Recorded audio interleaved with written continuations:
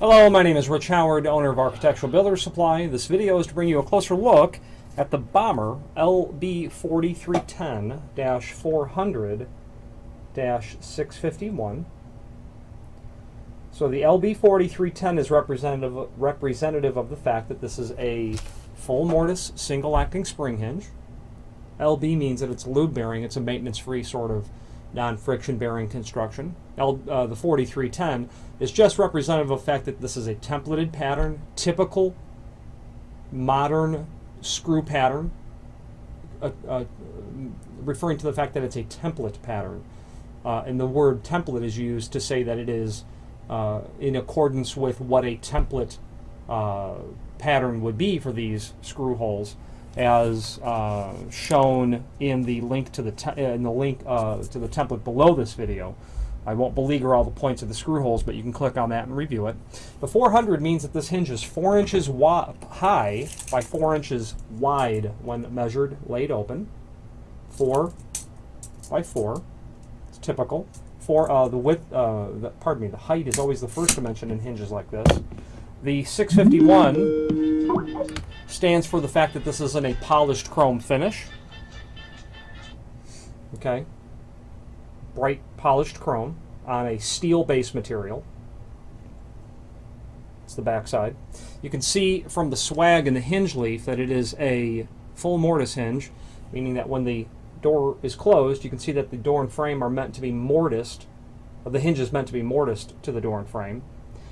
The leaf thickness is 96 thousandths of an inch, which is typical for a 4x4 hinge. Okay. The setting of the tension on this is quite easy. There is a link below this video to the instructions as is printed on the back of the box. We're going to get included with this, before we go over the instructions, all wood screws, all metal screws in a complementary color. We're going to get a tension rod. That's that piece of black steel rod that you see in there. Then a tension pin. This package has 2 because there are 2 hinges in this order.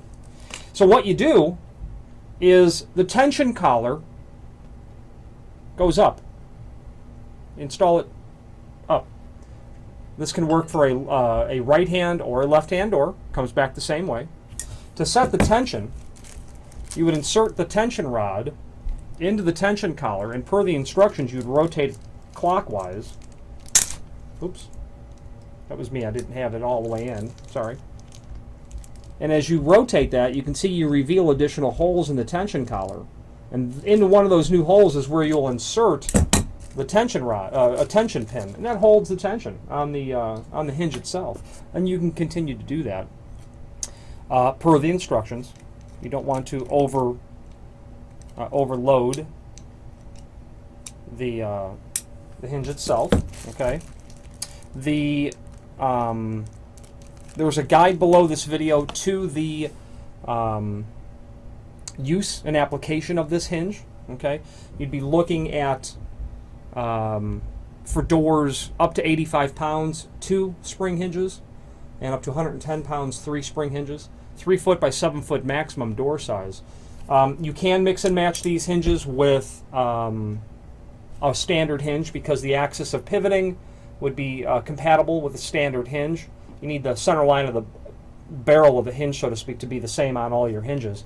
Now, I'm a fan of all spring hinges. They're not extremely expensive, and if you're on the borderline, opt for, the additional spring hinge if that is something that makes sense to you, because the top hinge is the hinge that does all the work. It does the majority of the work, or disproportionately a greater amount of work. The middle hinge and the bottom hinge do far less. When you've got 1 spring hinge or 2 spring hinges on a door that might require 2 or 3, you've got to really set the tension up much higher in order to get enough inertia moving in that door to get it to close, but also latch, and that's the important part. And if it's a fire-rated door, it must latch. There's no option about that. I find when you're using all spring hinges that you can ask each spring hinge to share the load much better, especially that top hinge. And there seems to be I've found greater success in getting doors to actually close and latch when there's all spring hinges.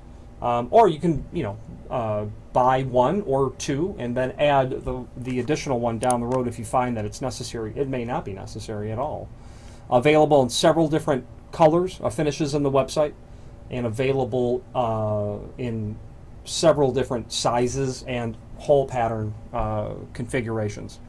Last thing I'd like to point out to you would be the logo, the Bommer logo that you can see there on the hinge. See if we can get the camera to focus on that.